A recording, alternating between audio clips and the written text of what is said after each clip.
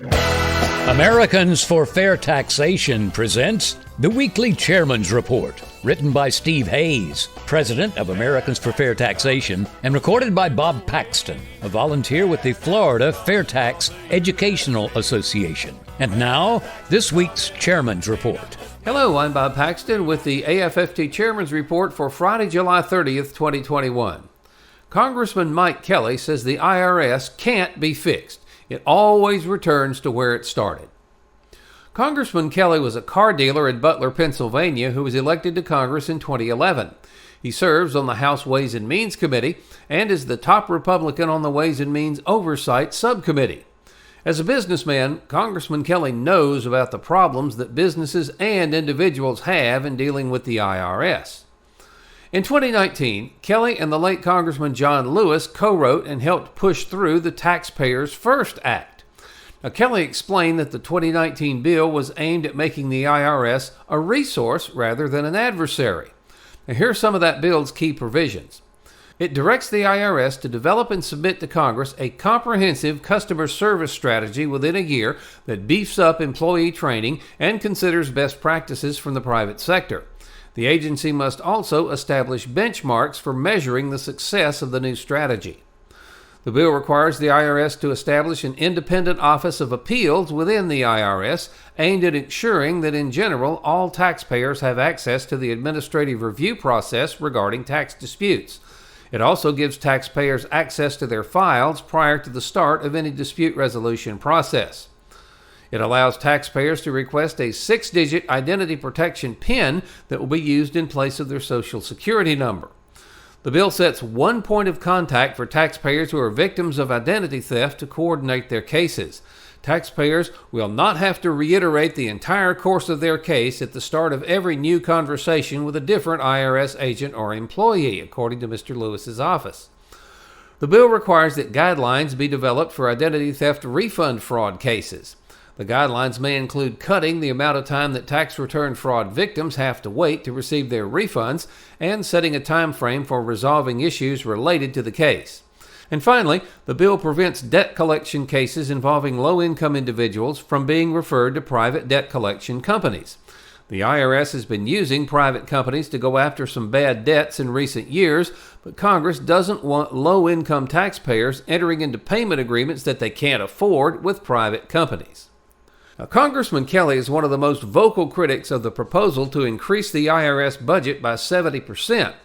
Now, the people promoting this funding argue that it would result in collecting more than $70 billion a year from the $1 trillion in taxes that's currently being evaded.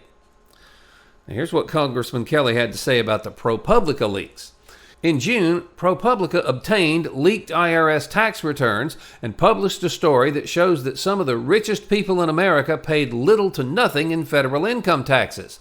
That leak infuriated Mr. Kelly.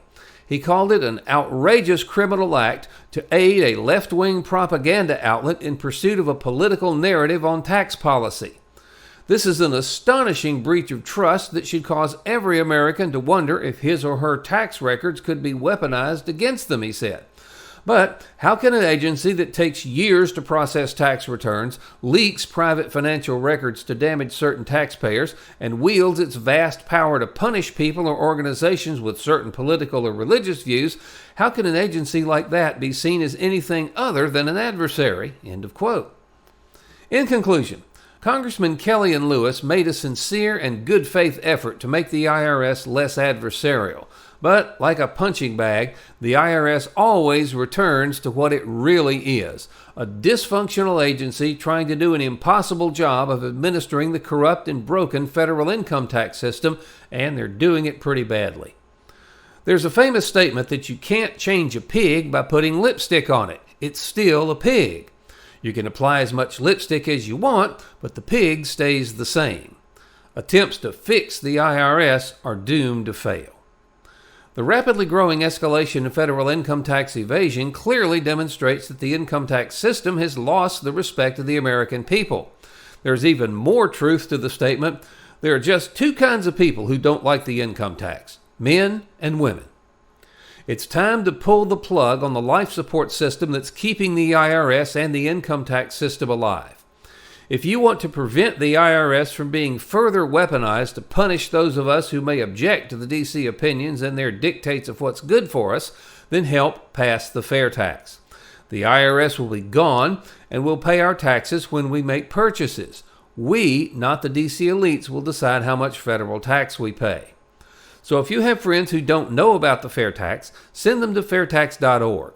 Have them watch the whiteboards under How It Works, and if they agree, ask them to please join us. Then, contact your members of Congress and the President and demand that Congress pass the FAIRtax, the only truly fair tax. This has been the Weekly Chairman's Report, written by Steve Hayes, President of Americans for Fair Taxation.